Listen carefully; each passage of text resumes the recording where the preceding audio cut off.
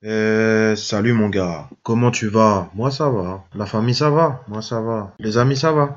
Moi ça va. Les animaux ça va? Moi ça va. Aujourd'hui, comme tu l'as vu dans le titre de la vidéo, on va parler de Giyu Tomioka. Je commencerai par te donner le profil du pilier de l'eau et ensuite j'enchaînerai avec 6 informations sur ce dernier. L'ensemble de ces informations sont trouvables dans les 16 premiers tomes du manga sortis en France, sauf la dernière qui arrivera un peu plus tard dans la fin du manga. Est-ce que t'es prêt? Est-ce que t'es bien assis? Ouais, alors c'est parti.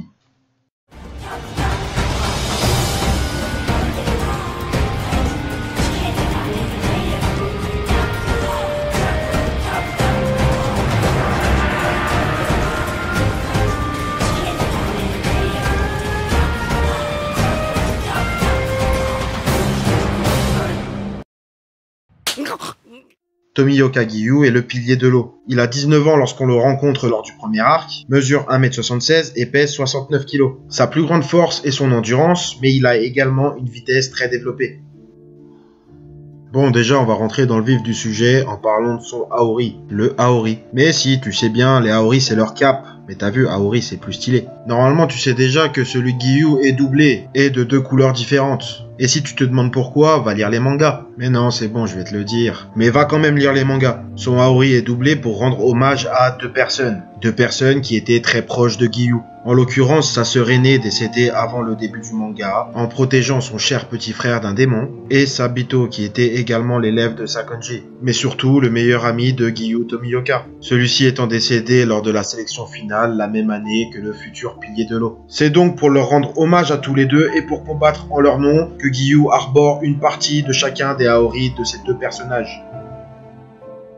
Comme tu le sais déjà, Giyu est le pilier de l'eau et maîtrise par conséquent à la perfection les 10 techniques du souffle de l'eau. Mais là où il prouve qu'il surclasse les anciens piliers du même souffle, c'est à partir du moment où on apprend qu'il a développé une autre technique. Donc, au risque de me répéter, Giyu a développé une technique du souffle de l'eau qu'aucun autre pilier n'a jamais su. Technique défensive qu'il a intitulée Accalmie, et qui est donc le 11e mouvement du souffle de l'eau. Mouvement capable d'arrêter la majorité des attaques de démons. Ce qui est vraiment très fort contre la plupart d'entre eux. Sachant qu'elle a surclassé la 5e lune démoniaque inférieure, 5e lune démoniaque inférieure entrant dans le top 15 des démons les plus forts de l'œuvre. Maintenant, parlons de son passé. Et plus précisément pour cette 3e information, on va parler de son enfance. Comme je te l'ai dit précédemment, Giyu avait une sœur nommée Tsutako Tomioka, sœur avec laquelle il vivait avant que celle-ci se fasse malheureusement assassiner par un démon la veille de son mariage. Cette information est importante car elle permet de mesurer à quel point Tsutako aimait son frère, sachant qu'elle s'est sacrifiée pour le protéger en dépit de sa vie et de son futur. Giyu informa son entourage que c'était l'œuvre d'un démon. Mais tout le monde le prenait pour un fou, les démons n'étant qu'un mythe aux yeux des personnes lambda dans l'œuvre Demon Slayer. Et oui, car je te rappelle au passage que même l'organisation des chasseurs de démons n'est même pas reconnue officiellement, et donc qu'ils vivent cachés. Giyu fut donc envoyé chez l'un de ses proches médecins. Il prit donc la décision de s'enfuir, mais tomba encore une fois sur un démon, avant d'être sauvé in extremis, cette fois-ci par un ami de Sakonji. Il fut donc recueilli et devint l'apprenti de l'ancien pilier de l'eau.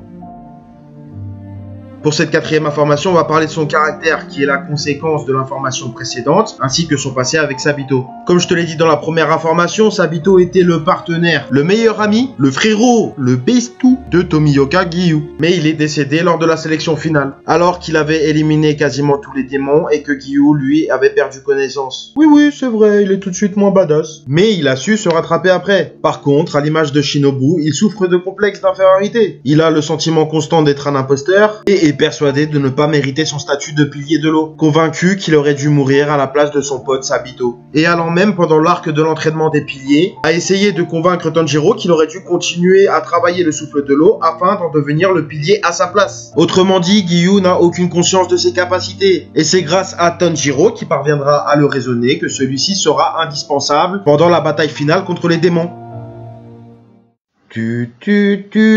Votre attention s'il vous plaît, le train de l'infini en direction de Spoilerland va démarrer pendant l'information numéro 5.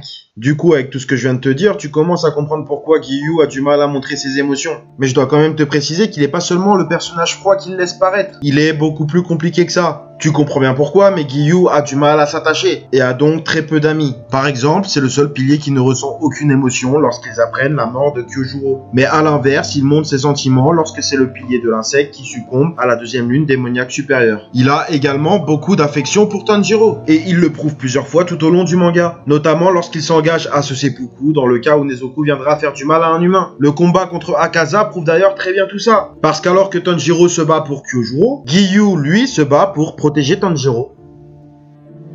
Pour cette sixième et dernière information, on va parler de ces deux derniers combats dans l'œuvre, et plus précisément des capacités spéciales qu'il va développer dans ces moments. Dans l'arc de la forteresse dimensionnelle infinie, Giyu affronte Akaza aux côtés de Tanjiro. Et comme je te l'ai dit dans la formation précédente, il va tout faire pour protéger ce dernier. Et c'est dans cet affrontement que le pilier de l'eau va développer la marque. La marque étant la capacité ultime des pourfendeurs de démons. Mais je vais pas m'éterniser sur ce sujet, donc ce que je te propose, si tu veux que je fasse une vidéo parlant de la marque et de l'autre capacité dont on va parler juste après, dis-le moi en commentaire. Et si t'en as rien à foutre, dis-le moi aussi en commentaire. Si t'en as pas rien à foutre, mais que tu connais déjà tout à ce niveau, dis-le moi en commentaire. Et si par le plus grand des hasards, tu trouves que cette parenthèse est à peine trop longue, devine quoi?